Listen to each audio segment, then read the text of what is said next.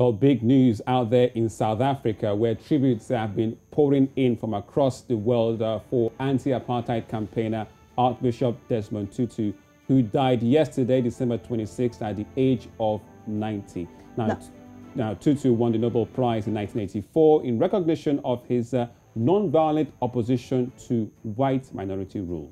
Addressing the nation last night, South African President Cyril Ramaphosa described the act, as is affectionately known as one of the biggest patriots, adding that he had left an indelible mark on many South African lives. We have lost a person who carried the burden of leadership with compassion, with dignity, with humility, and with such good humor.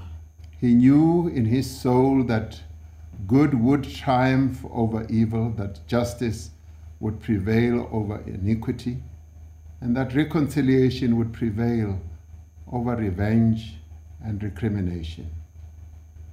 He knew that apartheid would one day end, and that democracy would come. President Mandela said of him that he was a voice that was sometimes strident, often tender, never afraid, and seldom without humor and laughter. You just heard that from the South African President Cyril Ramaphosa. Also, the Archbishop of Cape Town, that's Thabo Makgoba, had this to say about the late Desmond Tutu.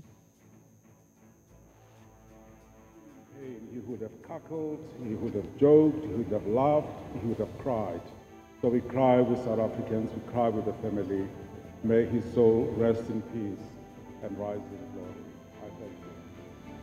All right, so that's the big news this morning from South Africa, and indeed the continent of Africa, away from all the Christmas and the Boxing Day celebrations. Desmond Tutu has died, if you just joined this broadcast, at the age of 90 in South Africa. He was seen as clearly the anti-apartheid icon, one of the very greats in Africa. Right, and we even saw it in one of the papers that we read this morning, talking about how he would come out and say the truth, be it black or white. He wasn't interested in the color. He was only interested in ensuring that the truth was heard far and wide. Now, we also heard he had a health condition. I mean, he wasn't at his best of health at the time when he passed on. So we understand that that was possibly one of the reasons he passed on, due to health implications that he was suffering from. Well, this man clearly knows for his, passionate speeches back in the day in South Africa, and the fight against a white minority rule and the apartheid struggle, including Nelson Mandela.